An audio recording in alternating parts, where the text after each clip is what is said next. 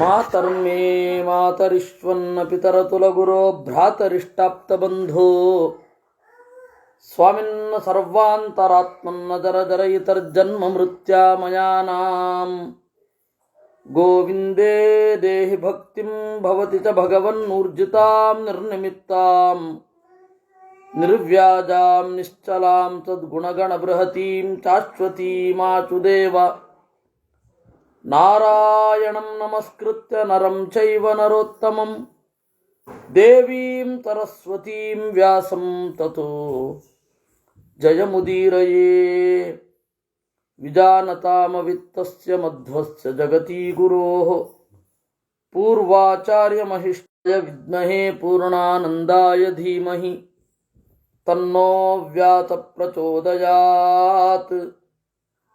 ಅತ್ರ ತೇ ರಾಜಶಾರ್ದೂಲ ಕಥಯಿಷ್ಯೆ ಕಥಾಮಿಮಾಂ ಯದ್ವೃತ್ತಂ ಪೂರ್ವರಾಜರಚೇಃ ಹಯಗ್ರೀವಸ್ಯ ಪಾರ್ಥಿವಾ. ಓ ರಾಜಶಾರ್ದೂಲ,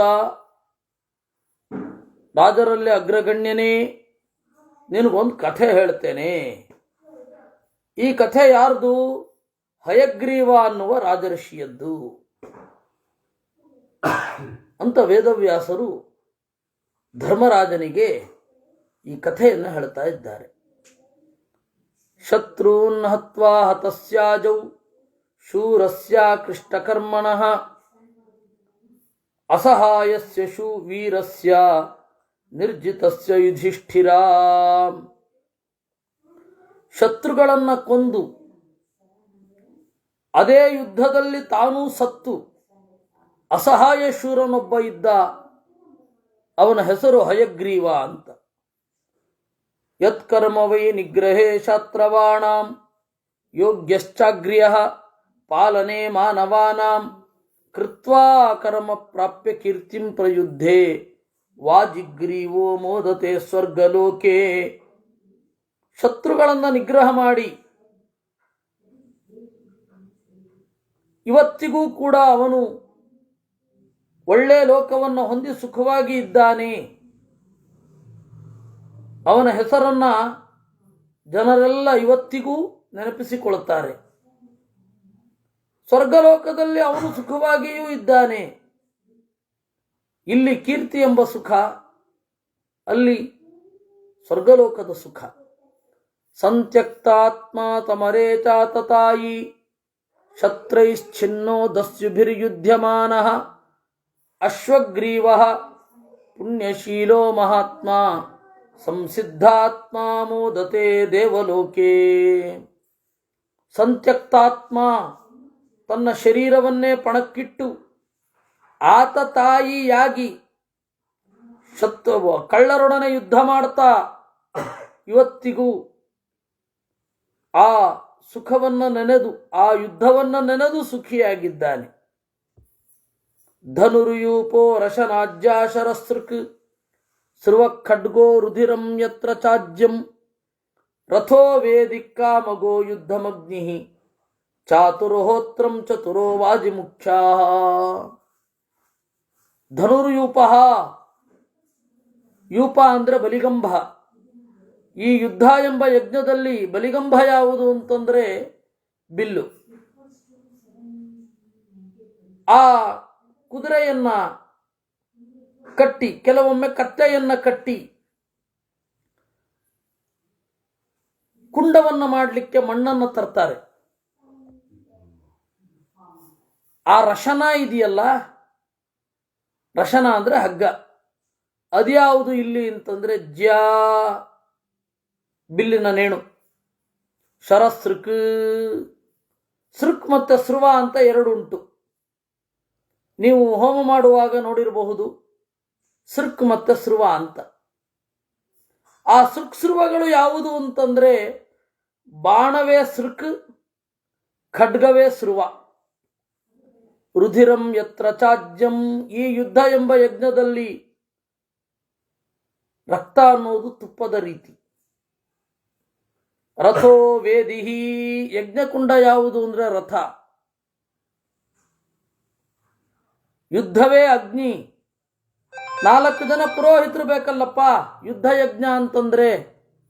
ಚತುರೋ ವಾಜಿ ಮುಖ್ಯಾ, 4 ಕುದುರೆಗಳು 4 ಜನ ಪುರೋಹಿತರು ಇದ್ದ ಹಾಗೆ. ಅದರಿಂದಾಗಿ ಯುದ್ಧ ಅನ್ನೋದು ಯಜ್ಞ. ಎನಿಥಿಂಗ್ ಕ್ಯಾನ್ ಬಿ ಯಜ್ಞ. ಯಜ್ಞ ಅಂತನ್ನೋದೇನಿದೆ ಆ ರೂಪಕದಲ್ಲಿ ಜಗತ್ತಿನ ಎಲ್ಲವನ್ನ ನೋಡ್ಲಿಕ್ಕೆ ಬರ್ತದೆ. ಇನ್ನೊಮ್ಮೆ ಹೇಳ್ತೇನೆ, ಧನುರು ಯೂಪ. ಯೂಪ ಅಂದ್ರೆ ಪ್ರಾಣಿಗಳನ್ನ ಆ ಬಲಿಗಂಬಕ್ಕೆ ಕಟ್ಟಿ ಬಲಿ ಕೊಡ್ತಾರೆ, ಯೂಪ. ಇಲ್ಲಿ ಬಿಲ್ಲು ಅಂತನ್ನೋದು ಬಲಿಗಂಬ. ರಶನ, ಕುದುರೆಯನ್ನೋ ಕತ್ತೆಯನ್ನೋ ಹಗ್ಗದಿಂದ ಕಟ್ಟಿ ಅದನ್ನು ತರ್ತಾರೆ. ಕತ್ತೆಯನ್ನ ಯಾವಾಗ ತರೋದು ಅಂತ ಹೇಳಿದ್ರೆ, ವೇದಿಯನ್ನ ಮಾಡಲಿಕ್ಕೆ, ಕುಂಡವನ್ನ ಮಾಡಲಿಕ್ಕೆ ಮಣ್ಣು ಬೇಕು, ಯಜ್ಞ ಕುಂಡವನ್ನ ಮಾಡಲಿಕ್ಕೆ. ಆ ಮಣ್ಣನ್ನು ತರಬೇಕಾದ್ರೆ ಕತ್ತೆ ಬೇಕು. ಇಮಾಮ ಗೃಭ್ಣನ್ ರಚನಾಮೃತಸ್ಯ ಅಂತ ಹೇಳಿ ಒಂದು ವೇದ ಮಂತ್ರ ಇದೆ. ಆ ವೇದ ಮಂತ್ರವನ್ನ ಹೇಳ್ತಾ ಇಮಾಮ ಗೃಭ್ಣನ್ ರಚನಾಮೃತಸ್ಯ ಇತಿ ದಾಮ ಪರಿಯೇತಿ ಅಂತ ಹೇಳುತ್ತೆ ವೇದ. ಇಮಾಮ ಗೃಭ್ಣನ್ ರಚನಾಮೃತಸ್ಯ ಅಂತ ಅನ್ನುವ ಮಂತ್ರವನ್ನ ಹೇಳ್ತಾ ದಾಮ ಪರಿಯೇತಿ, ಹಗ್ಗವನ್ನ ತೆಗೆದುಕೊಳ್ಳುತ್ತಾನೆ. ಯಾರು? ಹೋತೃ ತಗೊಂಡು ಬರ್ತಾನೆ. ಈ ವಿಧಿವತ್ತಾದ ಕ್ರಿಯೆ ಕ್ರಮೇಣ ಏನು ಕ್ರಿಯೆ ಆಗತ್ತೆ ಅಂತ ಹೇಳಿ ಆ ಪುರೋಹಿತನಾದವ ಈ ಮಂತ್ರದಿಂದ ರಶನ ಹಗ್ಗವನ್ನು ಇಟ್ಕೊಳ್ತಾನೆ. ಆಮೇಲೆ ಇದನ್ನ ಕಟ್ಟಲಿಕ್ಕೆ, ಯಾವುದು ಕುಂಡವನ್ನು ಕಟ್ಟಲಿಕ್ಕೆ ರಶನ ಹಗ್ಗವನ್ನು ಇಟ್ಕೊಳ್ತಾನೆ. ಶುಲ್ಬ ಸೂತ್ರ ಅಂದ್ರೆ ಅದೇ ವೈದಿಕ ಪ್ರಕ್ರಿಯೆಯಲ್ಲಿ. ಶುಲ್ಬ ಅಂತಂದ್ರೆ ಹಗ್ಗ, ಶುಲ್ಬ ಸೂತ್ರ ಅಂತಂದ್ರೇನು? ಹಗ್ಗವನ್ನು ಕುರಿತು ಇರುವಂಥದ್ದು ಅಂತ. ಆ ಹಗ್ಗ ಯಾವುದು ಅಂತಂದ್ರೆ ಇಲ್ಲಿ ಬಿಲ್ಲಿನ ನೇಣು. ಶರಸೃಕ್, ಸೃಕ್ ಮತ್ತೆ ಸ್ರುವ. ಬಾಣ ಅನ್ನೋದು ಸೃಕ್, ಖಡ್ಗ ಅನ್ನೋದು ಸ್ರುವ ಇದ್ದ ಹಾಗೆ. ರುಧಿರಂ ಯತ್ರ ಚಾಜ್ಯಂ, ಈ ಯುದ್ಧವೆಂಬ ಯಜ್ಞದಲ್ಲಿ ರಕ್ತವೇ ತುಪ್ಪ. ರಥೋ ವೇದಿಹಿ, ಯಜ್ಞಕುಂಡ ಯಾವುದು? ರಥ. ಯುದ್ಧ ಅನ್ನೋದೇ ಅಗ್ನಿ.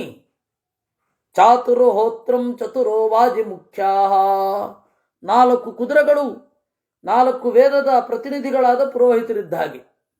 ಹೋತ, ಅಧ್ವರ್ಯು, ಉದ್ಗಾತ, ಬ್ರಹ್ಮ. ಈ 4 ಜನ ಪುರೋಹಿತರು, 4 ಕುದುರೆಗಳು. ಈ ರೀತಿ ಯುದ್ಧ ಅನ್ನೋದು ಯಜ್ಞ. ಹುತ್ವಾ ತಸ್ಮಿನ್ ಯಜ್ಞವನ್ನಾವರಾತಿ ಪಾಶಾನ್ ಮುಕ್ತ್ವಾ ರಾಜಸಿಂಹಸ್ತರಸ್ವಿ ಪ್ರಾಣಾನ್ ದತ್ವಾ ಚಾವಭೃತೆ ರಣೇಚು ವಾಜಿಗ್ರೀವೋ ಮೋದತೆ ದೇವಲೋಕೆ. ಈ ಯುದ್ಧವೆಂಬ ಅಗ್ನಿಯಲ್ಲಿ ಶತ್ರುಗಳನ್ನು ಹೋಮಿಸಿ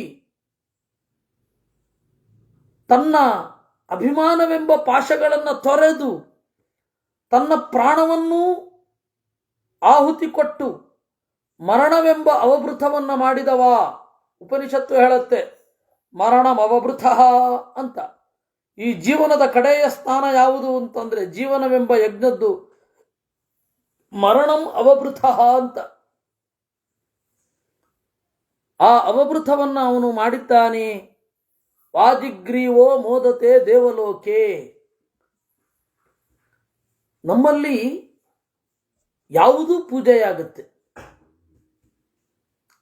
ಈ ಭಾರತೀಯ ತತ್ವಶಾಸ್ತ್ರವೇ ಬೇರೆಯವ್ರಿಗೆ ಅರ್ಥ ಆಗಲಿಲ್ಲ. ಅವರಿಗೆ ಪೂಜೆ ಅಂತಂದ್ರೆ ಹೀಗಿರಬೇಕು ಅಂತ ಒಂದು ಕಲ್ಪನೆ. ಮುಸಲ್ಮಾನರಿಗೆ ಮತ್ತು ಕ್ರಿಶ್ಚಿಯನ್ನರಿಗೆ ಪೂಜೆ ಅಂದ್ರೆ ಹೀಗೆ ಅಂತ. ಯಾವುದೂ ಪೂಜೆಯಾಗಬಹುದು ಅನ್ನುವ ಅಂಶವೇ ಗೊತ್ತಿಲ್ಲ. ನಿಮ್ಮ ಬಾಳು ಒಂದು ಪೂಜೆ ಅಂತ ಅನ್ನತ್ತೆ ಉಪನಿಷತ್ತು. ಜೀವನವೇ ಒಂದು ಯಜ್ಞ. ಬದುಕಿನ ಆರಂಭದ 24 ವರ್ಷಗಳು ಪ್ರಾತಃಸವನ. ಈ ರೀತಿ ಜೀವನವೇ ಯಜ್ಞ ಅನ್ನತ್ತೆ. ಯುದ್ಧ ಅನ್ನೋದನ್ನ ಯಜ್ಞ ಅನ್ನತ್ತೆ. ಊಟವನ್ನ ಯಜ್ಞ ಅನ್ನತ್ತೆ. ಸನ್ಯಾಸಿಗಳು ಅಗ್ನಿಯಲ್ಲಿ ಹೋಮ ಮಾಡಲಿಕ್ಕಿಲ್ಲ, ಮತ್ತೆ ಅಗ್ನಿಯನ್ನು ತಮ್ಮೊಳಗಡೆ ಇಟ್ಕೊಂಡ್ಬಿಟ್ಟಿದ್ದಾರೆ. ಆತ್ಮನ್ಯಾರೋಪಿತಾಜ್ಞಯ, ಅದರಿಂದಾಗಿ ಅವರು ಹೊರಗಡೆ ಅಗ್ನಿಯಲ್ಲಿ ಹೋಮ ಮಾಡೋ ಹಾಗಿಲ್ಲ, ಆದರೆ ಅವರು ಮಾಡೋದು ಯಜ್ಞ ಆಗತ್ತೆ ಅಂತಾರೆ. ಗೀತೆಯಲ್ಲಿ ಹೇಳಿದ್ದು ಅದನ್ನೇ ಅಲ್ವಾ, ಏವಂ ಬಹುವಿಧ ಯಜ್ಞ ವಿತತಾ ಬ್ರಹ್ಮಣೋ ಮುಖೇ ಅಂತ. ಆ ಕಾನ್ಸೆಪ್ಟೇ ಅರ್ಥ ಆಗಲಿಲ್ಲ ಅವರಿಗೆ. ರಿಲಿಜನ್ ಅಂತಂದ್ರೆ ಒಂದು ಕಸ್ಟಮ್, ಒಂದು ಕಾನ್ಸ್ಟಿಟ್ಯೂಷನ್ ತರಹ ಅಂತ ಅನ್ಕೊಂಡ್ರು ಅವರು. ನಮ್ಮಲ್ಲಿ ಹಾಗಿಲ್ವೇ ಇಲ್ಲ. ಯಾವುದೂ ಪೂಜೆಯಾಗತ್ತೆ. Anything can be worship or anything can be sacrifice. ಅವರು ಸ್ಯಾಕ್ರಿಫೈಸ್ ಅಂತ ಹೇಳಬಾರದು, ಆದರೆ ಯಜ್ಞ ಅಂತ ಹೇಳೋಣ. ಎನಿಥಿಂಗ್ ಕ್ಯಾನ್ ಬಿ ಯಜ್ಞ. ಅವ್ರಿಗೆ ಇದನ್ನ ಅರ್ಥವೇ ಮಾಡ್ಕೊಳ್ಳಿಕ್ಕಾಗಲಿಲ್ಲ. ಇದು ಹೆಂಗೆ ಇದು ಅಂತ ನೋಡಿ. ಇಲ್ಲಿ ಯುದ್ಧವನ್ನ ಯಜ್ಞದ ರೂಪಕದಲ್ಲಿ ಹೇಳ್ತಾರೆ. ಇದೇ ಭಾಗವತದಲ್ಲಿ 6ನೇ ಸ್ಕಂದದಲ್ಲಿ ಯುದ್ಧವನ್ನ ಜೂಜು ಅಂತ ಹೇಳ್ತಾರೆ. ಯುದ್ಧದ ಭಾಗಗಳನ್ನ ಈ ರೀತಿ ನಿರೂಪಣೆ ಮಾಡ್ತಾರೆ. ದೇವರ ಬಗೆಗೆ ಪೂಜ್ಯ ಭಾವನೆ ಬೇಕಾದಷ್ಟು ದಾರಿಯಲ್ಲಿ ಹೊರಬರುತ್ತೆ, ಅದೆಲ್ಲವೂ ಯಜ್ಞವೇ. ಹೀಗಾಗಿ ನಿಮ್ಮ ಒಳಗಿನ ಬೆಳವಣಿಗೆ, ಅದನ್ನೇ ನಾನು ಹೇಳ್ತಾ ಇರೋದು. ಧರ್ಮ ಅನ್ನೋದು ಒಳಗಿನದ್ದು, ಹೊರಗಡೆ ಕೇವಲ ಆಚರಣೆ ಧರ್ಮ ಆಗಲ್ಲ. ಹೊರಗಡೆ ಆಚರಣೆ ಒಳಗಿನದ್ದಕ್ಕೆ ಕನೆಕ್ಟ್ ಆದ್ರೆ ಧರ್ಮ ಆಗತ್ತೆ ಅಂತ ನೋಡಿ. ಇಲ್ಲಿ ಯುದ್ಧದ ಬಗ್ಗೆ ಹೇಳ್ತಾರೆ. ರಾಷ್ಟ್ರಂ ರಕ್ಷನ್ ಬುದ್ಧಿಪೂರ್ವಂ ನಯೇನ ಸಂತ್ಯಕ್ತಾತ್ಮ ಯಜ್ಞಶೀಲೋ ಮಹಾತ್ಮ ಸರ್ವಾನ್ ಲೋಕಾನ್ ವ್ಯಾಪ್ಯ ಕೀರ್ತ್ಯ ಮನಸ್ವಿ ವಾಜಿಗ್ರೀವೋ ಮೋದತೆ ಸ್ವರ್ಗಲೋಕೆ. ಬುದ್ಧಿಪೂರ್ವಕವಾಗಿ ನೀತಿಯಿಂದ ರಾಷ್ಟ್ರವನ್ನು ರಕ್ಷಣೆ ಮಾಡ್ತಾ, ತನ್ನ ದೇಹತ್ಯಾಗದ ಬಗ್ಗೆ ಯೋಚನೆ ಮಾಡದೆ ಯಜ್ಞಶೀಲನಾಗಿ ಎಲ್ಲ ಲೋಕವನ್ನ ಆಳಿ ಕೀರ್ತಿಯಿಂದ ಎಲ್ಲೆಡೆ ಹರಡಿ ಹಯಗ್ರೀವ ಅನ್ನುವ ರಾಜ ಇವತ್ತಿಗೂ ಸ್ವರ್ಗಲೋಕದಲ್ಲಿದ್ದಾನೆ. ಅದರಿಂದಾಗಿ ಯುಧಿಷ್ಠಿರ ದೈವೀಂ ಸಿದ್ಧಿಂ ಮಾನುಷೀಂ ದಂಡನೀತ್ಯ ಯೋಗ ನ್ಯಾಯ ಪಾಲಯಿತ್ವಾ ಮಹಿಂಚ ತಸ್ಮಾದ್ ರಾಜ ಧರ್ಮಶೀಲೋ ಮಹಾತ್ಮ ವಾಜಿಗ್ರೀವೋ ಮೋದತೆ ಸ್ವರ್ಗಲೋಕೆ. ದೈವೀಂ ಸಿದ್ಧಿಂ ಯೋಗ ನ್ಯಾಯೈ, ದೈವಿಕವಾದ ಸಿದ್ಧಿಯನ್ನ ಶಾಸ್ತ್ರದ ದಾರಿಯಲ್ಲಿ ಪಡಿಬೇಕು. ಮಾನುಷವಾದ ಸಿದ್ಧಿಯನ್ನು ದಂಡನೀತಿಯಿಂದ ಪಡಿಬೇಕು. ಇದನ್ನ ನಮ್ಮ ಜನ ಮರ್ತರು. ಮಾನುಷ ಸಿದ್ಧಿಯನ್ನು ಮಂತ್ರದ ಮೂಲಕ ಯಾಕೆ ಪಡಿಲಿಕ್ಕಾಗಲ್ಲ ಅಂತ ಕೇಳ್ತಾರೆ. ಮಂತ್ರ ಇರೋದು ನಿಮ್ಮ ಮಾನುಷ ಸಿದ್ಧಿಯನ್ನು ಪಡಿಲಿಕ್ಕಲ್ಲ, ಅಲ್ಲ ಪಡಿಬಾರದು ಅಂತ ಹೇಳ್ತಾ ಇಲ್ಲ. ಆದರೆ ಅದರ ಹತ್ರ ಸ್ಟ್ರೆಸ್ ಅಲ್ಲ ಇರೋದು, ನೀವು ಒಳಗಿನ ಬೆಳವಣಿಗೆ. ನೀವು ಹೊರಗಡೆಯೇ ಬೇರೆನೇ ತರ ಇರಬೇಕು. ಪಾಂಡವರು ಹಾಗೆ ಬದುಕಿದ್ದು. ಕೃಷ್ಣಾಚ ಪಾಂಡವಾಶ್ಚೈವ ತಪೋವೃದ್ಧಿಂ ಅಭೀಪ್ಸವಃ ತಪಸಾ ನೈವ ಧಕ್ಷಂತಿ ತೇನ ಜೀವಂತಿ ತೇ ಸುತಾಹ ಅಂತ ಹೇಳ್ತಾರೆ. ಕೃಷ್ಣೇ ಅಂದರೆ ದ್ರೌಪದಿ ಮತ್ತೆ ಪಾಂಡವರು ಇಬ್ರು ತಪಸ್ಸನ್ನು ಬಳಸಿ ಅವನನ್ನ ಸಾಯಿಸೋದು ದೊಡ್ಡ ಮಾತಾಗಿರಲಿಲ್ಲ, ಬೇಡ ಅಂತ ಬಳಸಲಿಲ್ಲ. ಅದರಿಂದಾಗಿ ಮಾನುಷವಾದ ಸಿದ್ಧಿ ದಂಡನೀತಿಯಿಂದ ಬರಲಿ, ದೈವಿಕವಾದ ಸಿದ್ಧಿ ಶಾಸ್ತ್ರದಿಂದ ಬರಲಿ. ಅದರಿಂದಾಗಿ ರಾಜ ಧರ್ಮಶೀಲನಾಗಿ ಆ ಹಯಗ್ರೀವ ಶಾಸ್ತ್ರದಲ್ಲಿ ಹೇಳಿದಂತೆ ಬದುಕಿದ, ಇವತ್ತಿಗೂ ಸ್ವರ್ಗಲೋಕದಲ್ಲಿದ್ದಾನೆ. ವಿದ್ವಾಂಸ್ತ್ಯಾಗಿ ಶ್ರದ್ಧದಾನ ಕೃತಜ್ಞ ತ್ಯಕ್ತ್ವಾ ಲೋಕಂ ಮಾನುಷಂ ಕರ್ಮ ಕೃತ್ವಾ ಮೇಧಾವಿನಾಂ ವಿದುಷಾಂ ಸಮ್ಮತಾನಾಂ ತನುತ್ಯಜಾಂ ಲೋಕಂ ಆಕ್ರಮ್ಯ ರಾಜ್ಞಾಂ. ಪ್ರಜ್ಞೆಯುಳ್ಳವನಾಗಿ ತ್ಯಾಗ ಮಾಡಿ ಶಾಸ್ತ್ರದಲ್ಲಿ ಶ್ರದ್ಧೆ ಇಟ್ಟು, ಶ್ರದ್ಧಾ ಅಂದರೆ ಶ್ರನ್ನಾಮ ಆಸ್ತಿಕ್ಯ ಬುದ್ಧಿ, ನನಗೆ ಈ ಶಾಸ್ತ್ರದಿಂದ ಪ್ರಯೋಜನವಿದೆ ಅಂತ ದೃಢವಾದ ವಿಶ್ವಾಸ ಏನಿದೆ ಅದು ಶ್ರದ್ಧೆ. ಅದರಿಂದ ದೇವರ ಕಾರ್ಯದೆಡೆಗೆ ಗೌರವವನ್ನು ತಾಳುತ್ತಾ ಕೃತಜ್ಞನಾಗಿ ಮಾನುಷ ಕರ್ಮವನ್ನು ಮಾಡ್ತಾ ಲೋಕವನ್ನು ತೊರೆದು ಒಳ್ಳೆಯ ಲೋಕವನ್ನು ಅವನು ಹೊಂದಿದ್ದಾನೆ. ಸಮ್ಯಗ್ ವೇದಾನ್ ಪ್ರಾಪ್ಯ ಶಾಸ್ತ್ರಾಣ್ಯಧೀತ್ಯ ಸಮ್ಯಗ್ರಾಜ್ಯಂ ಪಾಲಯಿತ್ವಾ ಮಹಾತ್ಮ ಚಾತುರ್ವರ್ಣ್ಯಂ ಸ್ಥಾಪಯಿತ್ವಾ ಸ್ವಧರ್ಮೇ ವಾಜಿಗ್ರೀವೋ ಮೋದತೆ ದೇವಲೋಕೆ. ಚೆನ್ನಾಗಿ ವೇದವನ್ನು ಅಧ್ಯಯನ ಮಾಡಿ, ಶಾಸ್ತ್ರಗಳನ್ನು ಅಧ್ಯಯನ ಮಾಡಿ, ರಾಜ್ಯವನ್ನು ಪಾಲನೆ ಮಾಡಿ, ಚಾತುರ್ವರ್ಣ್ಯವನ್ನು ಅವರವರ ಧರ್ಮದಲ್ಲಿ ತೊಡಗಿಸಿ, ವಾಜಿಗ್ರೀವ ಹಯಗ್ರೀವ ಅನ್ನುವ ದೊರೆ ಇವತ್ತಿಗೂ ದೇವಲೋಕದಲ್ಲಿ ಇದ್ದಾನೆ. ಈ ಚಾತುರ್ವರ್ಣ್ಯ ಅಂತಂದ ಕೂಡಲೇ ಇವರೆಲ್ಲ ಹಾರಿ ಹಾರಿ ಬೀಳ್ತಾರೆ, ಮನುಸ್ಮೃತಿ ಮೇಲೆ ಕೂಗಾಡ್ತಾರೆ. ಮನುಸ್ಮೃತಿ ಸರಿಯಾಗಿ ಓದಿದ್ರೆ ತಾನೇ ಅವರು. ಮನುಸ್ಮೃತಿಯಲ್ಲಿ ಅತ್ಯಂತ ಹೆಚ್ಚು ರಿಸ್ಟ್ರಿಕ್ಷನ್ಸ್ ಹೇಳಿರೋದೇ ಬ್ರಾಹ್ಮಣರಿಗೆ ಅನ್ನೋದು ಗೊತ್ತಿಲ್ಲ ಅವ್ರಿಗೆ, ಬೇರೆ ಯಾರಿಗೂ ಅಲ್ಲ, ಬ್ರಾಹ್ಮಣರಿಗೆ ಹೇಳಿರೋದು. ನೀವು ಕ್ಷುದ್ರ ಕಾಮವನ್ನು ಅನುಭವಿಸಲೇಬೇಡಿ ಅಂದ್ಬಿಡ್ತಾರೆ.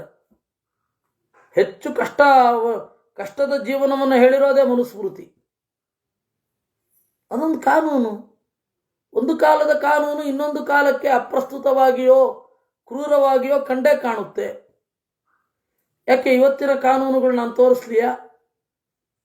ಎಷ್ಟು ಮುಂದಿನ ಕಾಲಕ್ಕೆ ಕ್ರೂರವಾಗಿ ಕಾಣಬಹುದಾದ ಕಾನೂನುಗಳನ್ನು ಪಟ್ಟಿ ಮಾಡಿಕೊಡ್ತೇನೆ ನಾನು. ನೋಡಿ, ಈ ಕಾನೂನು ಮುಂದೆ ಎಂತಹ ಜನರ ಆಕ್ರೋಶಕ್ಕೆ ಕಾರಣ ಆಗತ್ತೆ ಅಂತ ನಾನು ತೋರಿಸ್ತೇನೆ.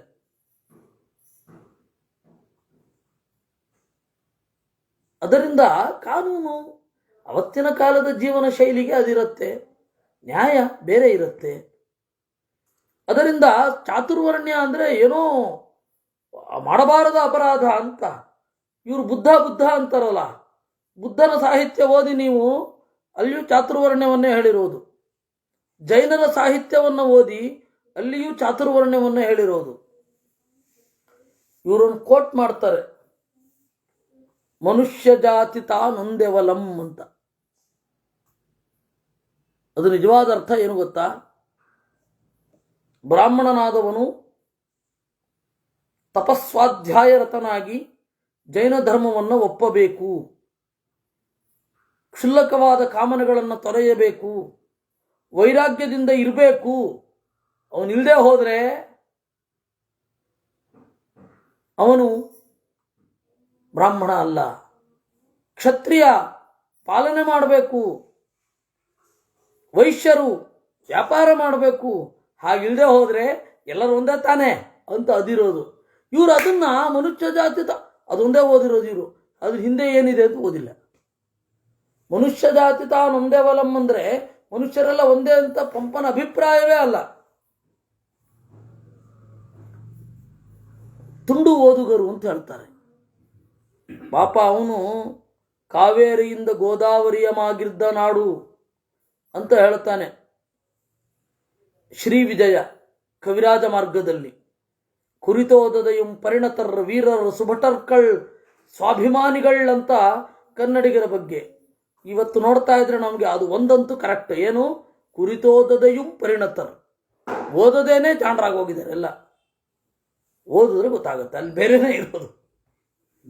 ವೃತ್ತಂ ಯಸ್ಯ ಶ್ಲಾಘನೀಯಂ ಮನುಷ್ಯಾ ಸಂತೋ ವಿದ್ವಾಂಸೋರ್ಹಯಂತ್ಯರ್ಹಣೀಯಂ ಸ್ವರ್ಗಂ ಜಿತ್ವಾ ವೀರಲೋಕಾನವಾಪ್ಯ ಸಿದ್ಧಿಂ ಪ್ರಾಪ್ತ ಪುಣ್ಯಕೀರ್ತಿರ್ ಮಹಾತ್ಮ. ಯಾರ ವೃತ್ತ, ಯಾರ ನಡೆ ಅತ್ಯಂತ ಶ್ಲಾಘನೀಯವೋ, ಸಜ್ಜನರು ಯಾವುದನ್ನು ಗೌರವಿಸುತ್ತಾರೋ ಆ ತರಹದ ಬಾಳನ್ನು ಬಾಳಿ ಒಳ್ಳೆ ಲೋಕವನ್ನು ಪಡೆದ. ಅದರಿಂದಾಗಿ ಧರ್ಮರಾಜ ಏನಾಗಿದೆಯೋ ನಿನಗೆ ಅಂತ ಹೇಳಿ ವೇದವ್ಯಾಸರು ಬೈದರು ಅನ್ನುವಲ್ಲಿಗೆ 23ನೇ ಅಧ್ಯಾಯ. ದ್ವೈಪಾಯನ ವಚಶ್ರುತ್ವಾ ಕುಪಿತೇ ಧನಂಜಯೇ ವ್ಯಾಸ ಮಾಮಂತ್ರ ಕೌರವ್ಯ ಪ್ರತ್ಯುವಾಚ ಯುಧಿಷ್ಠಿರ. ಈ ರೀತಿಯಾದ ವೇದವ್ಯಾಸರ ಮಾತನ್ನು ಕೇಳಿ ಕುಪಿತೇಚ ಧನಂಜಯೇ, ಅರ್ಜುನನು ಕೂಡ ಮುನಿದಿದ್ದಾನೆ, ಸಿಟ್ಟು ಮಾಡಿಕೊಂಡಿದ್ದಾನೆ. ಹೇಳಲಿಲ್ವಾ, ಎಷ್ಟು ಅರ್ಥನೇ ಆಗ್ತಾ ಇಲ್ಲ ಅಣ್ಣನಿಗೆ ಅಂತ ಅಸಹನೆ ಇದೆ ಅವನ ಒಳಗಡೆ. ಆಗ ವ್ಯಾಸ ಮಾಮಂತ್ರ್ಯ ಕೌರವ್ಯ, ವೇದವ್ಯಾಸರನ್ನು ಕುರಿತು ಯುಧಿಷ್ಠಿರ ಮಾತನಾಡಿದ. ಯುಧಿಷ್ಠಿರ ನ ಪಾರ್ಥಿವಮಿದಂ ರಾಜ್ಯಂ ನ ಚ ಭೋಗಾ ಪೃಥಗ್ವಿಧಾ ಪ್ರೀಣಯಂತಿ ಮನೋಮೇದ್ಯ ಶೋಕೋ ಮಾಂ ದಾರಯತ್ಯಯಂ. ಅಜ್ಜ, ನೀವು ಹೇಳ್ತಾ ಇರೋದೇನೋ ಆಕರ್ಷಕವಾಗಿದೆ, ಆದರೆ ನನ್ನ ಮನಸ್ಸು ಅದನ್ನು ಒಪ್ಕೊಳ್ತಾ ಇಲ್ಲ. ಈ ರಾಜ್ಯವನ್ನು ಆಳಬೇಕು ಅಂತ ಪ್ರೇರಣೆ ಉಂಟಾಗ್ತಾ ಇಲ್ಲ. ಭೋಗವನ್ನು ಅನುಭವಿಸಬೇಕು ಅಂತ ಆಗ್ತಾ ಇಲ್ಲ. ಒಟ್ಟು ಮನಸ್ಸಿಗೆ ಖುಷಿಯೇ ಇಲ್ಲ. ಶ್ರುತ್ವಾ ವೀರವಿಹೀನಾನಾಂ ವಿಪುತ್ರಾಣಾಂಚ ಯೋಷಿತಾಂ ಪರಿದೇವಯಮಾನಾನಾಂ ನ ಶಾಂತಿಂ ಮನಸಾ ಲಭೇ. ವೀರರಿರದ, ವೀರ ಅಂದರೆ ಗಂಡ ಮತ್ತೆ ಮಕ್ಕಳು, ಅವೀರ ಅಂತ ಕರೀತಾರೆ ಹೆಣ್ಣು ಮಕ್ಕಳನ್ನ. ಗಂಡನಿರದವರು ಅಂದರೆ ಯುದ್ಧದಲ್ಲಿ ಕಳೆದುಕೊಂಡವರು. ಅವೀರ ನಿಷ್ಪತಿಸುತ್ತಾ ಅಂತ ಹೇಳೋದು. ವೀರವಿಹೀನಾನಾಂ, ಗಂಡನನ್ನು ಮಕ್ಕಳನ್ನು ಯುದ್ಧದಲ್ಲಿ ಕಳೆದುಕೊಂಡ, ಪರಿದೇವಯಮಾನಾನಾಂ, ಹೋ ಅಂತ ಅಳ್ತಾ ಇರುವ, ಯೋಷಿತಾಂ ಹೆಣ್ಣು ಮಕ್ಕಳ ಈ ಆರ್ತನಾದವನ್ನ ಕೇಳ್ತಾ ನಶಾಂತಿಂ ಮನಸಾಲಭೆ, ನೆಮ್ಮದಿಯೇ ಇಲ್ಲವಾಗ್ತಾ ಇದೆ. ಅದರಿಂದಾಗಿ ನಾನು ಶಾಸ್ತ್ರ ಓದಿರಬಹುದು, ನನ್ನ ಮನಸ್ಸಿಗೆ ಅದು ತಾಗುತ್ತಾ ಇಲ್ಲ. ನೀವೆಲ್ಲ ಹೇಳ್ತಾ ಇರೋದು ನನ್ನ ಮನಸ್ಸಿಗೆ ತಾಗುತ್ತಾ ಇಲ್ಲ. ಇತ್ಯುಕ್ತ ಪ್ರತ್ಯುವಾಚೇದಂ ವ್ಯಾಸೋ ಯೋಗ ವಿದಾಂವರಃ ಯುಧಿಷ್ಠಿರಂ ಮಹಾಭಾಗಂ ಧರ್ಮಜ್ಞೋ ಧರ್ಮಪಾರಗಃ. ಆಗ ವೇದವ್ಯಾಸರು ಹೇಳಿದರು, ವ್ಯಾಸಃ ನ ಕರ್ಮಣ ಲಭ್ಯತೆ ಚಿಂತಯಾವ ನಾಪ್ಯಸ್ಯ ಕಶ್ಚಿತ್ ಪುರುಷಸ್ಯ ದಾತ ಪರ್ಯಾಯ ಯೋಗಾದ್ವಿಹಿತಂ ವಿಧಾತ್ರ ಕಾಲೇನ ಸರ್ವಂ ಲಭತೆ ಮನುಷ್ಯ. ಅಲ್ಲಯ್ಯ,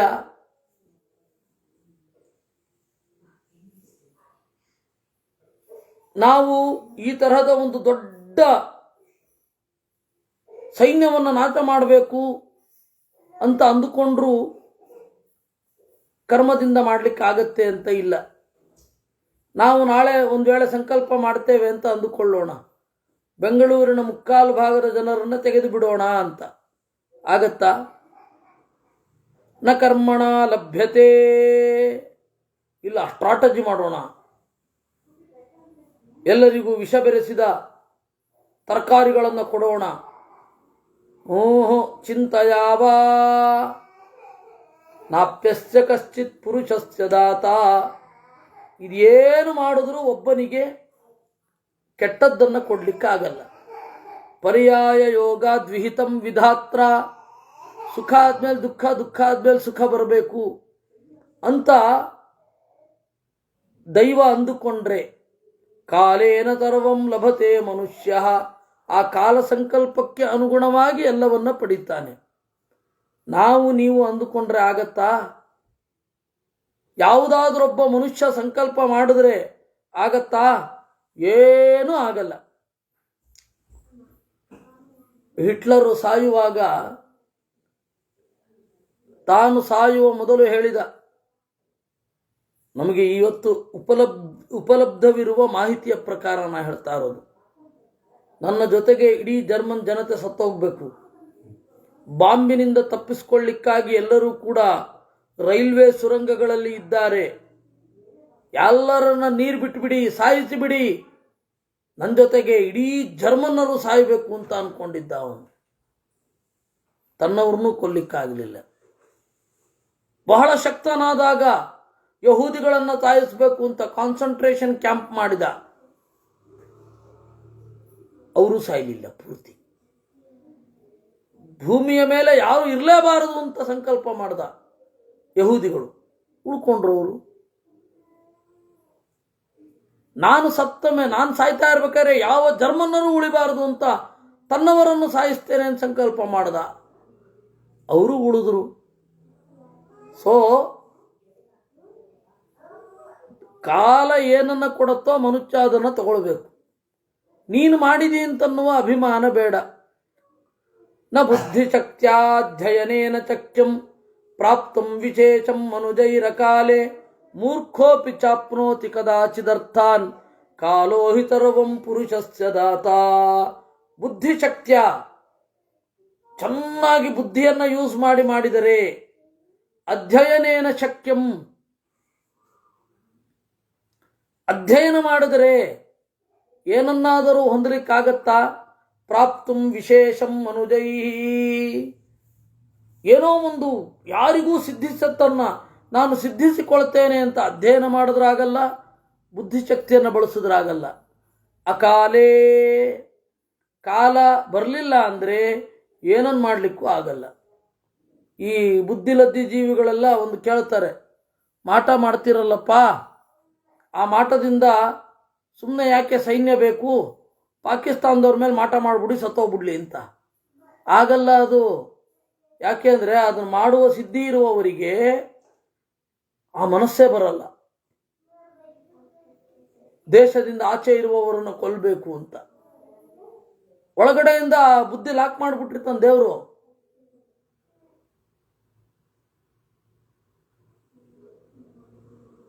ಹೀಗಾಗಿ ಬುದ್ಧಿಶಕ್ತಿಯಿಂದಲಾಗಲಿ ಅಧ್ಯಯನದಿಂದಾಗಲಿ ಅಕಾಲದಲ್ಲಿ ಏನನ್ನೂ ಹೊಂದಲು ಸಾಧ್ಯವಿಲ್ಲ. ಕಾಲ ಬಂದ ಮೇಲೆ ಹೊಂದಬೇಕು.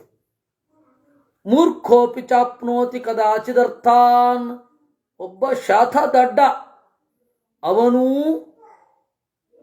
ಅರ್ಥಾನ್ ಪ್ರಯೋಜನಗಳನ್ನು ಹೊಂದಿಬಿಡುತ್ತಾನೆ.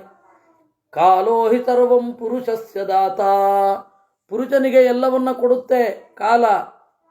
ನ ಭೂರ ಕಾಲೇಚು ಫಲಂ ದದಾತಿ, ಶಿಲ್ಪಾನಿ ಮಂತ್ರಾಣಿ ತಥೌಷಧಾನಿ, ತಾನ್ಯೇವ ಕಾಲೇ ನ ತಮಾಹಿತಾನಿ, ಸಿದ್ಧಂತಿ ಚೈದಂತಿ ಚ ಭೂತಿ ಕಾಲೇ. ಭೂಮಿ ಅಕಾಲದಲ್ಲಿ ಫಲವನ್ನು ಕೊಡುವುದಿಲ್ಲ. ಶಿಲ್ಪಗಳಾಗಲಿ, ಯಂತ್ರಗಳಾಗಲಿ, ಔಷಧಗಳಾಗಲಿ ಫಲವನ್ನು ಕೊಡುವುದಿಲ್ಲ ಅಕಾಲದಲ್ಲಿ. ಕಾಲ ಬಂತು ಅಂತಂದ್ರೆ ಅವುಗಳಿಲ್ಲದೆಯೂ ಸಿಗತ್ತೆ, ಅಥವಾ ಇದೇ ಕೆಲಸ ಮಾಡುತ್ತೆ. ಸಿದ್ಧಂತಿ ಚೈದಂತಿ, ಬೆಳೆಯುತ್ತವೆ, ಏಧವೃದ್ಧವು. ಭೂತಿ ಕಾಲೇ, ಕಾಲೇನ ಶೀಘ್ರಂ ಪ್ರವಹಂತಿ ವಾತಾಹ, ಕಾಲೇನ ವೃಷ್ಟಿರ್ಜಲದಾನುಪೈತಿ, ಕಾಲೇನ ಪದ್ಮೋತ್ಪಲವತ್ಯ ಆಪಃ, ಕಾಲೇನ ಪುಷ್ಪ್ಯಂತಿ ನಗಾವನೇಶು. ಕಾಲಕ್ಕೆ ಅನುಗುಣವಾಗಿ ಗಾಳಿಯ ಹರಿವು, ಕಾಲಕ್ಕೆ ಅನುಗುಣವಾಗಿ ಮೋಡದಿಂದ ಮಳೆ, ಕಾಲಕ್ಕೆ ಅನುಗುಣವಾಗಿ ನೀರು ನೈದಿಲೆಯಿಂದ ಕೂಡುತ್ತದೆ. ಕಾಲೇನ ಪುಷ್ಯಂತಿ ನಗಾವನೇಶು, ಕಾಲಕ್ಕೆ ಅನುಗುಣವಾಗಿ ಕಾಡುಗಳಲ್ಲಿ ಮರಗಳು ಹೂ ಬಿಡುತ್ತವೆ. ಕಾಲದ ಯಾರಾದರೂ ಇದ್ರೆ ಬಿಡ್ತೇನೆ ಅಂತ ಅದೇನು ಅನ್ಕೊಳ್ಳೋಲ್ಲ. ಒಮ್ಮೆ ನೆಹರು ಡಿಸೆಂಬರ್ ಟೈಮಲ್ಲಿ ಲಾಲ್ಬಾಗ್ಗೆ ಬಂದಿದ್ದ. ಏನಯ್ಯ ಅಷ್ಟೊಂದು ಸುಂದರ ಅಂತ ಹೇಳ್ತಾರೆ, ಲಾಲ್ಬಾಗು ಏನು ಹೂವೇ ಇಲ್ಲ ಅಂದಂತೆ. ಸ್ವಾಮಿ, ನೀವು ಬಂದಿರೋದು ಚಳಿಗಾಲ, ಯಾವ ಹೂವು ಇಲ್ಲಿ ಬಿಡೋದಿಲ್ಲ, ನೀವು ಬೇರೆ ಸಂದರ್ಭದಲ್ಲಿ ಬರಬೇಕು ಅಂದ್ರಂತವ್ರು. ಹಾಗೆ ನಮ್ಮನ್ನು ಕೇಳ್ಕೊಂಡು ಬಿಡುತ್ತೇನದು ಕಾಲ. ಕಾಲೇನ ಕೃಷ್ಣಾಶ್ಚ ಸಿತಾಶ್ಚ ರಾತ್ರ್ಯ, ಕಾಲೇನ ಚಂದ್ರ ಪರಿಪೂರ್ಣರಶ್ಮಿ, ನಾಕಾಲತಃ ಪುಷ್ಪಫಲಂ ದ್ರುಮಾಣಾಂ, ನಾಕಾಲ ವೇಗ ಸರಿತೋ ವಹಂತಿ. ಕಾಲದಿಂದ, ಕಾಲದ ಸಂಕಲ್ಪಕ್ಕೆ ಅನುಗುಣವಾಗಿ ಬೆಳದಿಂಗಳು ಮತ್ತು ಕಾರಿರುಳು ಆಗುತ್ತವೆ. ಕಪ್ಪು ಇರುಳು, ಕಾರಿರುಳು.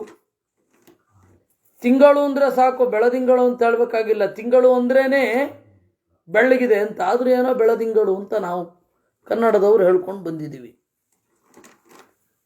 ಇದನ್ನ ಶ್ರೀಪಾದರಾಜರು ಒಂದು ವಿಚಿತ್ರವಾದ ಸಂಯೋಗವನ್ನ ಕಾಳ ಬೆಳದಿಂಗಳು ಅಂತಂದ್ರು. ಕಾಡು ಬೆಳದಿಂಗಳು ಅಲ್ಲ, ಕಾಳ ಬೆಳದಿಂಗಳು. ಕಪ್ಪು ಬಿಳಿಯ ಬೆಳಕು ಅಂತ ಅರ್ಥ. ವಿಚಿತ್ರವಾದ ಪ್ರಯೋಗ ಅದು. ಅದು ನಮ್ಮ ಅನುಭವಿಸಿದ್ರೆ ಅದರ ಸಾಹಿತ್ಯ ಗೊತ್ತಾಗುತ್ತೆ. ಕೆಲವೊಮ್ಮೆ ಏನಾಗುತ್ತೆ, ಹಾಡುಗಾರರು ಸಾಹಿತ್ಯವನ್ನು ಗಮನಿಸೋದಿಲ್ಲ.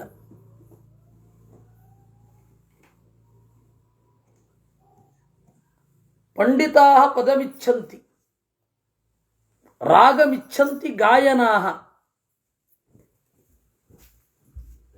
ತಾಳಮಿಚ್ಛಂತಿ ಏಚಾನ್ಯೇ ವಿಕೃಷ್ಟಮಿತರೇ ಜನಾಹ ಅಂತ ನಾಟ್ಯಶಾಸ್ತ್ರದಲ್ಲಿ ಒಂದು ಮಾತಿದೆ.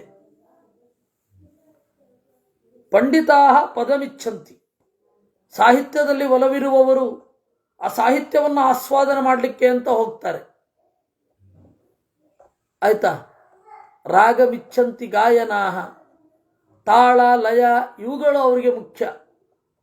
ಅದು ಏನು ಹಾಡು, ಅದು ಏನು ಹೇಳ್ತಾ ಇದೆ ಅವ್ರಿಗೆ ಬೇಕಿಲ್ಲ. ಒಂದು ಗುಂಗಕ್ಕೆ ಕರ್ಕೊಂಡು ಹೋಗ್ಬೇಕು ಅವ್ರನ್ನ. ಅದು ಹಾಡುಗಾರರ ಸಮಸ್ಯೆ. ರಾಗಮಿಚ್ಛಂತಿ ಗಾಯನಾಹ. ಇನ್ನು ಕೆಲವರು ತಾಳ ಸರಿಯಾಗಿರ್ಬೇಕು, ಕಾಲ ಸರಿಯಾಗಿರ್ಬೇಕು ಅಂತಾರೆ. ಇನ್ನೂ ಇರ್ತಾರೆ ವಿಕೃಷ್ಟ, ಅವ್ರಿಗೆ ಹೋದ್ ಕಿರ್ಚಿದ್ರೆ ಆಯ್ತು, ವಿಕೃಷ್ಟ ಮಿತರೇ ಜನ ಅಂತ. ಅವರಿಗೆ ತಾಳವೂ ಬೇಕಿಲ್ಲ, ಪದವೂ ಬೇಕಿಲ್ಲ, ಎಂಥದೂ ಬೇಕಿಲ್ಲ. ವಿಕೃಷ್ಟ ಮಿತರೇ ಜನ, ಹೋದ್ ಕೂಗಿದ್ರೆ ಆಯ್ತು. ತಾಳ ಬೇತಾಳ ಆಗಿರುತ್ತೆ, ಸಮಯ ಇರಲ್ಲ, ಕಾಲ ಬೇಕಿಲ್ಲ, ಛೇದ ಬೇಕಿಲ್ಲ, ಏನು ಬೇಡ, ಹಾಗಾಗಿ ಬಿಡುತ್ತೆ. ಅದರಿಂದ ನಮ್ಮನ್ನು ಸೆಳೆಯೋದು ಈ ತರಹದ ರೂಪಕಗಳು, ಕಾಳ ಬೆಳದಿಂಗಳು ಅಂತ. ಇರಲಿ.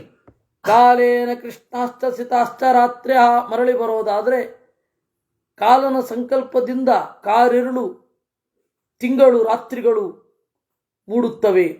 ಕಾಲೇನ ಚಂದ್ರ ಪರಿಪೂರ್ಣ ರಶ್ಮಿ, ಚಂದ್ರನು ಕೂಡ ಕೆಲವು ಕಾಲಗಳನ್ನು ತೆಗೆದುಕೊಂಡು ತನ್ನ ರಶ್ಮಿ ಮಂಡಲವನ್ನು ಪೂರ್ಣವಾಗಿ ತೋರಿಸಿಕೊಳ್ಳುತ್ತಾನೆ.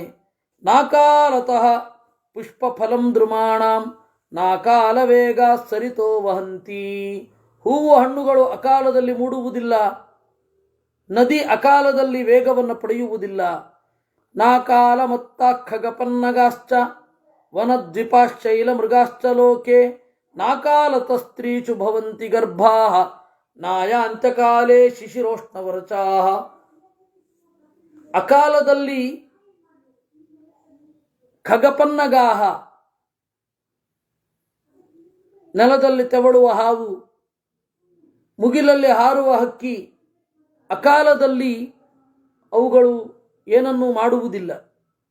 ವನದ್ವಿಪಾಹ, ಕಾಡು ಆನೆಗಳು, ನಾಡಿನ ಆನೆಗಳಿಗೆ ಬುದ್ಧಿ ಕೆಟ್ಟೋಗಿರುತ್ತೆ. ಹೀಗಾಗಿ ವನದ್ವಿಪಾಹ. ಶೈಲಮೃಗಾಹ, ಶೈಲಮೃಗಾಹ ಬೆಟ್ಟದಲ್ಲಿ ಓಡಾಡುವ ಪ್ರಾಣಿಗಳು ಅಕಾಲದಲ್ಲಿ ಏನು ಮಾಡಬಾರದು ಅದನ್ನು ಮಾಡಲ್ಲ, ಕಾಲ ಬಂದಾಗಲೇ ಮಾಡ್ತವೆ. ನಾಕಾಲತ ಸ್ತ್ರೀಚು ಭವಂತಿ ಗರ್ಭಾ, ಹೆಣ್ಣು ಮಕ್ಕಳು ಅಕಾಲದಲ್ಲಿ ಗರ್ಭವನ್ನು ಧರಿಸೋದಿಲ್ಲ. ಅಂದರೆ ಗರ್ಭ ಅವರಿಗೆ 7 ತಿಂಗಳು ಮಿನಿಮಮ್ ಆಗಲೇಬೇಕು. ನಾಯ ಅಂತ್ಯಕಾಲೇ ಶಿಶಿರೋಷ್ಣ ವರ್ಷ, ಚಳಿ, ಬೇಗೆ, ಮಳೆ ಅಕಾಲದಲ್ಲಿ ಆಗುವುದಿಲ್ಲ. ನಾಕಾಲತೋ ಮ್ರಿಯತೆ ಜಾಯತೆ ವಾ ನಾಕಾಲತೋ ವ್ಯಾಹರತೆ ಚ ಬಾಲಃ ನಾಕಾಲತೋ ಯೌವನಮಭ್ಯುಪೈತಿ ನಾಕಾಲತೋ ರೋಹತಿ ಬೀಜಮುಕ್ತಂ. ಕಾಲ ಬರದೆ ಸಾಯುವುದೂ ಇಲ್ಲ, ಹುಟ್ಟುವುದೂ ಇಲ್ಲ. ಕಾಲ ಬರದೆ ಹುಡುಗ ಮಾತನಾಡುವುದಿಲ್ಲ, ಕಾಲ ಬರದೆ ಯೌವನ ಬರುವುದಿಲ್ಲ, ಕಾಲ ಬರದೆ ನೆಟ್ಟ ಬೀಜ ಮೊಳೆಯುವುದಿಲ್ಲ. ನಾಕಾಲತೋ ಭಾನುರುಪೈತಿ ಯೋಗಂ ನಾಕಾಲತೋಸ್ತಂ ಗಿರಿಮಭ್ಯುಪೈತಿ ನಾಕಾಲತೋ ವರ್ಧತೆ ಹೀಯತೆ ವಾ ಚಂದ್ರಸ್ಸಮುದ್ರಶ್ಚ ಮಹೋರ್ಮಿಮಾಲಃ. ಅಕಾಲದಲ್ಲಿ ಸೂರ್ಯ ಉದಯಿಸುವುದಿಲ್ಲ, ಅಕಾಲದಲ್ಲಿ ಸೂರ್ಯ ಕಾಣದೇ ಇರುವುದಿಲ್ಲ, ಅಕಾಲದಲ್ಲಿ ಬೆಳೆಯುವುದಿಲ್ಲ, ಅಕಾಲದಲ್ಲಿ ಚಂದ್ರ ಕುಗ್ಗುವುದಿಲ್ಲ, ಸಮುದ್ರ ಅಕಾಲದಲ್ಲಿ ಉಕ್ಕೇರುವುದಿಲ್ಲ. ಅತ್ರಾಪ್ಯುದಾಹರಂತೀಮಂ ಇತಿಹಾಸಂ ಪುರಾತನಂ ಗೀತಂ ಸೇನಜಿತಾ ರಾಜ್ಞ ದುಃಖಾರ್ಥೇನ ಯುಧಿಷ್ಠಿರ. ಸೇನಜಿತ್ ಅಂತ ಒಬ್ಬ ರಾಜ, ಅವನ ಜೀವನದಲ್ಲಿ ನಡೆದದ್ದನ್ನು ನಾನು ನಿನಗೆ ಹೇಳ್ತೇನೆ, ಕೇಳು. ಏನು? ಸರ್ವಾನೇವೈತ ಪರ್ಯಾಯೋ, ಬಹಳ ದುಃಖ ಆಗ್ಬಿಟ್ಟಿತ್ತು ಅವನಿಗೆ. ಆ ದುಃಖದಲ್ಲಿಯೂ ಕೂಡ ಸೇನಜಿತ್ ರಾಜ ಶಾಂತವಾದ ಮನಸ್ಥಿತಿಯಿಂದ ಜಗತ್ತಿನ ನಿಯಮಗಳನ್ನು ಅರ್ಥ ಮಾಡಿಕೊಂಡು ಹೇಳಿದನಂತೆ, ಸರ್ವಾನೇವೈತ ಪರ್ಯಾಯೋ ಮರ್ತ್ಯಾನ್ ಸ್ಪೃಶತಿ ದುಸ್ತರಃ ಕಾಲೇನ ಪರಿಪಕ್ವಾಶ್ಚ ಮ್ರಿಯಂತೆ ಚಾಪಿ ಮಾನವಾಃ. ಎಲ್ಲ ಮನುಷ್ಯರನ್ನು ಪರ್ಯಾಯ ಸುಖ ದುಃಖಗಳ ಬದಲಾವಣೆ ಹೊಂದುತ್ತದೆ. ಪರ್ಯಾಯ ಅಂದರೆ ಬದಲಾವಣೆ ಅಂತ. ಸಾಲು ಅಂತನೂ ಅರ್ಥ ಉಂಟು, ಅವರ ಪಾಳಿ ಅಂತನೂ ಅರ್ಥ ಇದೆ. ಸರ್ವಾನೇವೈತ ಪರ್ಯಾಯ, ಸುಖ ದುಃಖಗಳ ಬದಲಾವಣೆ ಎಲ್ಲರನ್ನೂ ಕಂಗೆಡಿಸುತ್ತದೆ. ಕಾಲೇನ ಪರಿಪಕ್ವಾಶ್ಚ, ಕಾಲ ಪಕ್ವ ಆಯಿತು ಅಂದರೆ ಮನುಷ್ಯರು ಸಾಯ್ತಾರೆ. ಝಂತಿ ಚಾನ್ಯೇ ನರಾನ್ ರಾಜನ್ ತಾನಪ್ಯನ್ಯೇ ತಥಾ ನರಾಹ ಸಂಜ್ಞೈಷಾ ಲೌಕಿಕೀ ರಾಜನ್ ನ ನಿಹಂತಿ ನ ಹನ್ಯತೆ.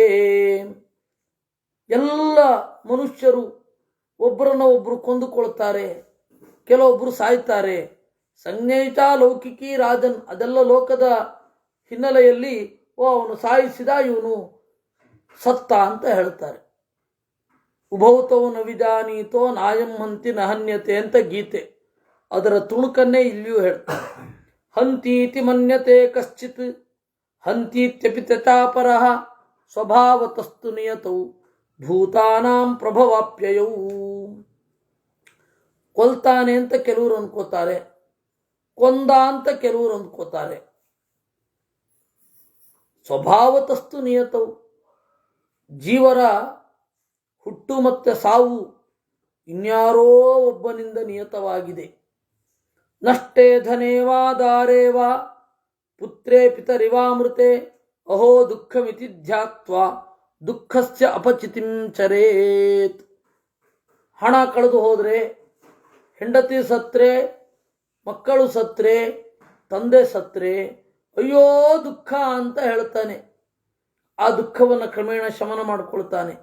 ಕಥಂ ಮುಷ್ಯಸಿ ಮೂಢಸ್ಸನ್ ಶೋಚ್ಯಾನ್ ಕಿಮನುಚೋಚಸಿ ಪಶ್ಯ ದುಃಖಾನಿ ದುಃಖೇಶು ಭಯೇಶು ಅತಿ ಭಯಾನ್ಯಪಿ.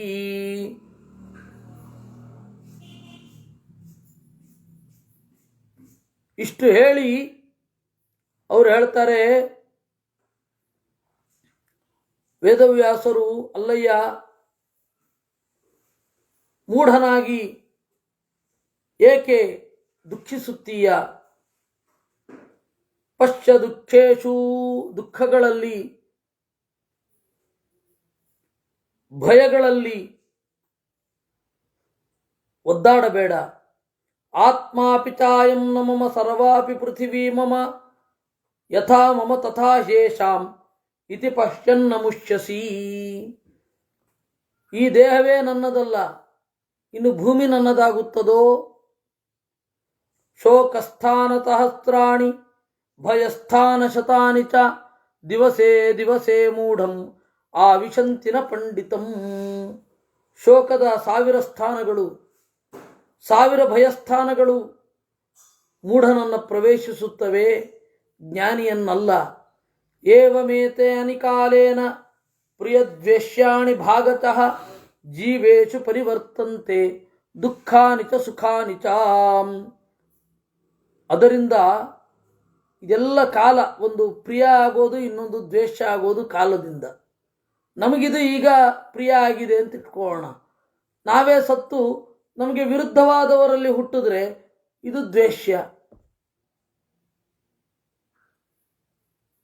ನಮಗೆ ಈಗ ದ್ವೇಷ್ಯ, ನಾವೇ ಅಲ್ಲಿ ಹುಟ್ಟಿದ್ರೆ ಅದು ಪ್ರಿಯ. ಜೀವೇಶು ಪರಿವರ್ತಂತೆ ದುಃಖಾನಿ ಚ ಸುಖಾನಿ ಚ. ಹೀಗೆ ಸುಖ ಮತ್ತು ದುಃಖ ಇವುಗಳೆಲ್ಲ ನಿರಂತರವಾಗಿ ಆಗ್ತಾ ಇರುತ್ತೆ. ದುಃಖಮೇವಾಸ್ತಿ ನ ಸುಖಂ ತಸ್ಮಾತ್ ತದುಪಲಭ್ಯತೆ ತೃಷ್ಣಾರ್ತಿ ಪ್ರಭವಂ ದುಃಖಂ ದುಃಖಾರ್ತಿ ಪ್ರಭವಂ ಸುಖಂ. ದುಃಖ ಮಾತ್ರ ಇದೆ ಅಂತ ಯಾರಿಗಾದ್ರೂ ಉಂಟೋ? ಸುಖ ಮಾತ್ರ ಇದೆ ಅಂತ ಯಾರಿಗಾದ್ರೂ ಉಂಟೋ? ಸುಖ ದುಃಖಗಳು ನಿರಂತರವಾಗಿ ಬರ್ತಾ ಹೋಗ್ತಾ ಇರ್ತವೆ. ಸುಖಸ್ಯಾನಂತರಂ ದುಃಖಂ ದುಃಖಸ್ಯಾನಂತರಂ ಸುಖಂ ನ ನಿತ್ಯಂ ಲಭತೆ ದುಃಖಂ ನ ನಿತ್ಯಂ ಲಭತೆ ಸುಖಂ. ಸುಖಮೇವ ಹಿ ದುಃಖಾಂತಂ ಕದಾಚಿತ್ ದುಃಖಿನಃ ಸುಖಂ ತಸ್ಮಾದೇತದ್ವಯಂ ಜಹ್ಯಾತ್ ಯ ಇಚ್ಛೇದ್ಭೂತಿಮಾತ್ಮನಃ. ಸುಖ ಅನ್ನೋದು ದುಃಖದೊಂದಿಗೆ ಕೊನೆಗೊಳ್ಳುತ್ತೆ, ದುಃಖ ಅನ್ನೋದು ಸುಖದೊಂದಿಗೆ ಕೊನೆಗೊಳ್ಳುತ್ತೆ.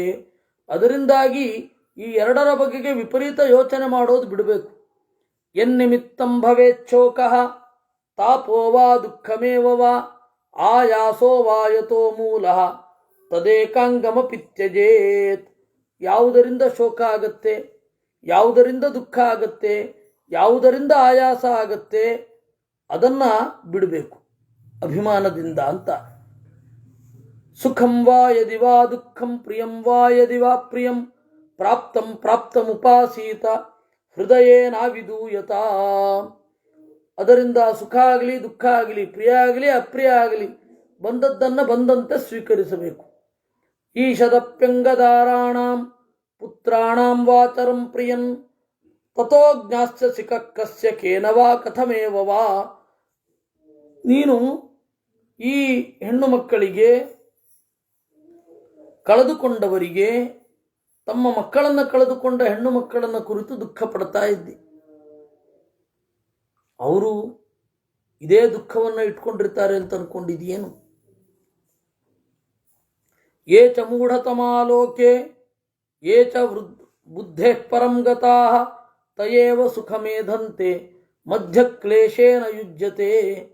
ಯಾರು ಅತ್ಯಂತ ದಡ್ರೋ ಅವರು ಸುಖವಾಗಿರ್ತಾರೆ, ಯಾರು ಅತ್ಯಂತ ಬುದ್ಧಿವಂತರೋ ಅವರು ಸುಖವಾಗಿರ್ತಾರೆ. ಆದರೆ ಮಧ್ಯ ಕ್ಲೇಶೇನ ಯುಜ್ಯತೆ, ಎರಡರ ನಡುವೆ ಇರ್ತಾನಲ್ಲ ಅವನು ದುಃಖ ಪಡ್ತಾನೆ. ಅದರಿಂದಾಗಿ ವೇದವ್ಯಾಸರು ಹೇಳ್ತಾರೆ, ಯುಧಿಷ್ಠಿರ, ಆ ಸೇನಜಿತ್ ಅನ್ನುವವ ಪರಾವರಜ್ಞ ಹೀಗೆ ತನ್ನನ್ನು ನಿಯಂತ್ರಿಸಿಕೊಂಡ, ತನಗೇ ತಾನು ಹೇಳಿಕೊಂಡ, ಪರದುಃಖೇನ ಯೋ ದುಃಖಿ ನ ಸಜಾತು ಸುಖಿ ಭವೇತ್, ದುಃಖಾನಾಂ ಹಿ ಕ್ಷಯೋ ನಾಸ್ತಿ ಜಾಯತೆ ಶಪರಾವರಂ.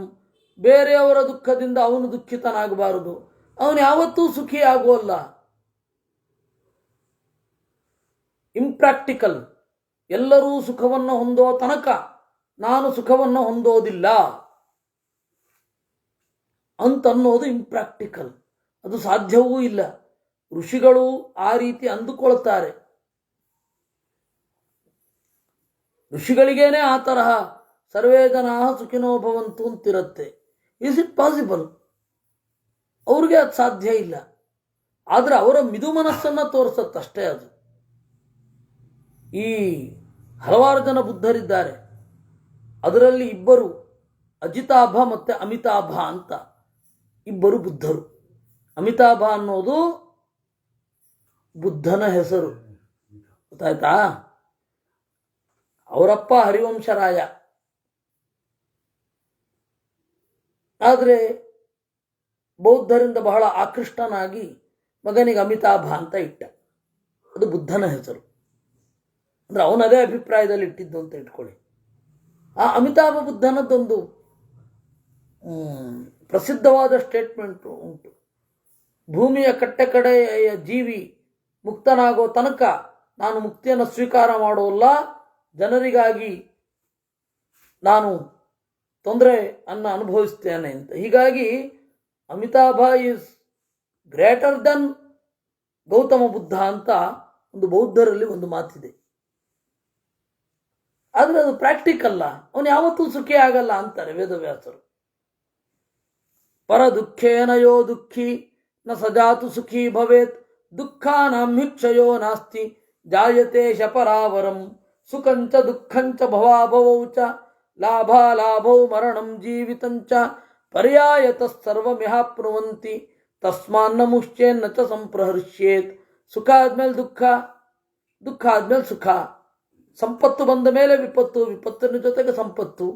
ಲಾಭ ಬಂದ ಮೇಲೆ ಕ್ಷಯ, ಆಮೇಲೆ ಮರಣ, ಮರಣ ಆದ್ಮೇಲೆ ಜೀವಿತ, ಜೀವನ ಆದ್ಮೇಲೆ ಮರಣ. ಪರ್ಯಾಯತ ಸರ್ವಮಿಹಾಪ್ನುವಂತಿ, ಒಂದಾದ್ಮೇಲೆ ಒಂದು ಬರ್ತಾನೆ ಇರುತ್ತೆ. ಅದರಿಂದಾಗಿ ನಾವು ಇದ್ದಿದ್ರಲ್ಲಿ ನೆಮ್ಮದಿಯಿಂದ ಇರಬೇಕು. ದೀಕ್ಷಾಂ ರಾಜ್ಞಾಂ ಸಂಯುಗೇ ಧರ್ಮಮಾಹು ಯೋಗಂ ರಾಷ್ಟ್ರೇ ದಂಡ ನೀತಿಂಚ ತಮ್ಯಕ್ ವಿತ್ತತ್ಯಾಗಂ ದಕ್ಷಿಣಾಂ ಚೈವ ಯಜ್ಞೆ ಸಮ್ಯಕ್ ದಾನಂ ಪಾವನಾನೀತಿ ವಿದ್ಯಾತ್. ರಾಜರ ದೀಕ್ಷೆ ಏನು? ಯುದ್ಧ ಮಾಡೋದು. ರಾಷ್ಟ್ರದಲ್ಲಿ ದಂಡದ ಮೂಲಕ ಧರ್ಮವನ್ನು ಅಮಲುಪಡಿಸುವುದು. ಯಜ್ಞದಲ್ಲಿ ವಿತ್ತತ್ಯಾಗ ಮತ್ತು ದಕ್ಷಿಣ ದಾನ ಅವರಿಗೆ ಪಾವನ. ರಕ್ಷನ್ ರಾಷ್ಟ್ರಂ ಬುದ್ಧಿಪೂರ್ವಂ ನಯೇನ ಸಂತ್ಯಕ್ತಾತ್ಮ ಯಜ್ಞಶೀಲೋ ಮಹಾತ್ಮ ಸರ್ವಾನ್ ಲೋಕಾನ್ ಧರ್ಮದೃಷ್ಟ್ಯಾವಲೋಕನ್ ಊರ್ಧ್ವಂ ದೇಹಾನ್ ಮೋದತೆ ದೇವಲೋಕೆ. ಬುದ್ಧಿಪೂರ್ವಕವಾಗಿ ರಾಷ್ಟ್ರವನ್ನು ರಕ್ಷಣೆ ಮಾಡ್ತಾ ಯಜ್ಞಶೀಲನಾಗಿ ಧರ್ಮದೃಷ್ಟಿಯಿಂದ ಸುಖವನ್ನು ಅನುಭವಿಸಿ ದೇಹವನ್ನು ತೊರೆದು ಅಲ್ಲಿಯೂ ಕೂಡ ಸುಖವನ್ನು ಅನುಭವಿಸಬಹುದು. ಜಿತ್ವಾ ಸಂಗ್ರಾಮಂ ಪಾಲಯಿತ್ವಾ ಚ ರಾಷ್ಟ್ರಂ ಸೋಮಂ ಪೀತ್ವಾ ವರ್ಧಯಿತ್ವಾ ಪ್ರಜಾಶ್ಚ ಯುಕ್ತ್ಯಾ ದಂಡಂ ಧಾರಯಿತ್ವಾ ಪ್ರಜಾನಾಂ ಪಶ್ಚಾತ್ ಕ್ಷೀಣಾಯುರ್ಮೋದತೆ ದೇವಲೋಕೆ. ಸಂಗ್ರಾಮವನ್ನು ಗೆದ್ದು ರಾಷ್ಟ್ರವನ್ನು ಪಾಲಿಸಿ ಸೋಮಯಾಗದಲ್ಲಿ ಸೋಮವನ್ನು ಕುಡಿದು ಪ್ರಜೆಗಳನ್ನು ಒಳಗಡೆಯಿಂದ ಬೆಳೆಸಿ ಆಮೇಲೆ ದೇವಲೋಕದಲ್ಲಿ ಸುಖವಾಗಿ ಇರ್ತಾನೆ. ಯಜಂತಿ ಯಜ್ಞಾನ್ ವಿಜಯಂತಿ ರಾಜ್ಯಂ ರಕ್ಷಂತಿ ರಾಷ್ಟ್ರಾಣಿ ಪ್ರಿಯಾಣಿ ಚೈತಾಂ ಸಮ್ಯಗ್ವೇದಾನ್ ಸರ್ವಶಾಸ್ತ್ರಾಣ್ಯಧೀತ್ಯ. ಈ ರೀತಿ ಚೆನ್ನಾಗಿ ಪಾಲನೆ ಮಾಡಬೇಕು. ಅವನು ರಾಜ ಅಂತನ್ನುವಲ್ಲಿಗೆ 24ನೆಯ ಅಧ್ಯಾಯ ಆಯಿತು. ವೇದವ್ಯಾಸರು ಸೇನಜಿತ್ ಅನ್ನುವವನದ್ದನ್ನು ಹೇಳಿದ್ರು. ಆಗ ಯುಧಿಷ್ಠಿರ ಹೇಳ್ತಾನೆ, ಸ್ವಾಮಿ ನೀವು ಏನೋ ಹೇಳ್ತಾ ಇದ್ದೀರಾ, ಆದರೆ ನನ್ನ ಸಂಕಟವನ್ನು ನೋಡಿ. ನೀವು ಹೇಳ್ತಾ ಇದ್ದೀರಾ, ಆದರೆ ನನ್ನ ಹೃದಯಕ್ಕೆ ಮುಟ್ಟುತ್ತಾ ಇಲ್ಲ, ಕಿವಿ ಮೇಲೆ ಬಿದ್ದು ವಾಪಸ್ ಹೋಗ್ತಾ ಇದೆ. ಅಭಿಮನ್ಯೋ ಹತೆ ಬಾಲೆ ದ್ರೌಪದ್ಯಾಸ್ತನಯೇಷು ಚ ಧೃಷ್ಟದ್ಯುಮ್ನೆ ವಿರಾಟೇ ಚ ದ್ರುಪದೇ ಚ ಮಹೀಪತೌ. ಅಭಿಮನ್ಯು ಸತ್ತ, ದ್ರೌಪದಿಯ ಮಕ್ಕಳು ಸತ್ರು. ಧೃಷ್ಟದ್ಯುಮ್ನ, ವಿರಾಟ, ದ್ರುಪದ, ವಸುಷೇಣ, ವಸುಷೇಣ ಅಂದರೆ ಕರ್ಣ, ಧೃಷ್ಟಕೇತು ಎಲ್ಲರೂ ಸತ್ರು. ನ ವಿಮುಂಚತಿ ಮಾಂಶೋಕೋ ಜ್ಞಾತಿ ಘಾತಿನ ಮಾತುರಂ. ನನಗೆ ನನ್ನ ಸಂಬಂಧಿಕರನ್ನು ಕೊಂದೆ ಅಂತ ಅನ್ನಿಸ್ತಾ ಇದೆ. ಆತುರ, ಆತುರ ಅಂದರೆ ರೋಗಿಷ್ಠ ಅಂತ ಅರ್ಥ. ನಾವಿಲ್ಲಿ ಏನು ಮಾಡಿದ್ದೀವಿ, ಆತುರ ಅಂದರೆ ತ್ವರ ಇರುವವ ಅಂತ. ತಪ್ಪಲ್ಲ ಅದು.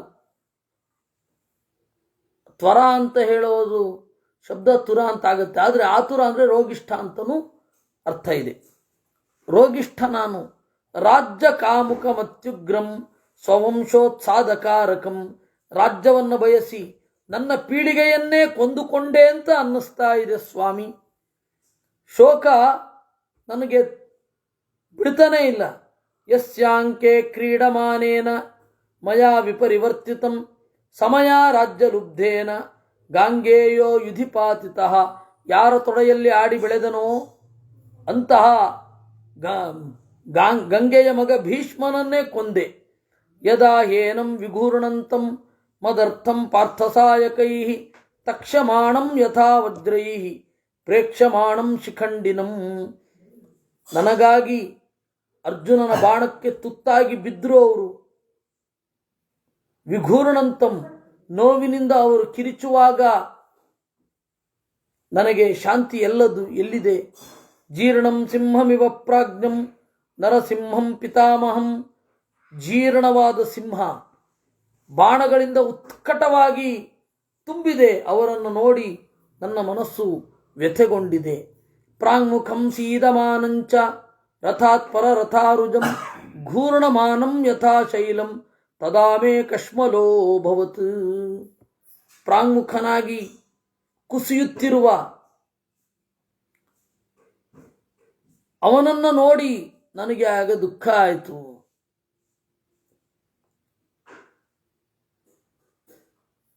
ಯಾರನ್ನ ಕಾಶಿರಾಜನ ಮಗಳ ಸ್ವಯಂವರದಲ್ಲಿ ಸೇರಿದ ಎಲ್ಲರೂ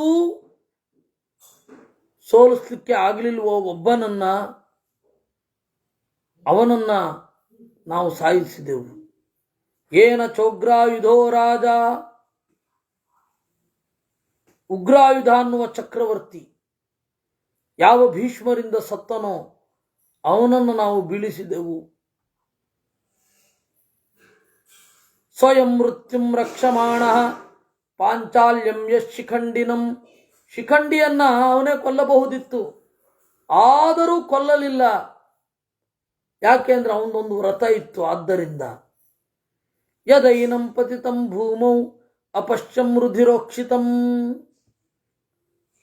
ಅವನನ್ನು ನೋಡಿದಾಗ ಕೆಳಗಡೆ ಬಿದ್ದದ್ದನ್ನ, ನಮ್ಮ ತಾತ ಭೀಷ್ಮ ಕೆಳಗಡೆ ಬಿದ್ದದ್ದನ್ನು ನೋಡಿದಾಗ ನನಗೆ ಹೊರವೇ ಬಂತು. ಏನ ಸಂವರ್ಧಿತ ಬಾಲಾಹ, ನಾವೆಲ್ಲ ಪುಟ್ಟ ಮಕ್ಕಳಿದ್ದಾಗ ಅವನ ರಕ್ಷಣೆಯಲ್ಲಿ ಇದ್ದೆವು. ಯಾರ ರಕ್ಷಣೆಯಲ್ಲಿ ಇದ್ದೇವೋ ಅವನನ್ನು ನಾನು ಕೊಂದಿದ್ದಾಯಿತು. ಅದು ಏನು ಅಲ್ಪಕಾಲದ ರಾಜ್ಯಕ್ಕಾಗಿ.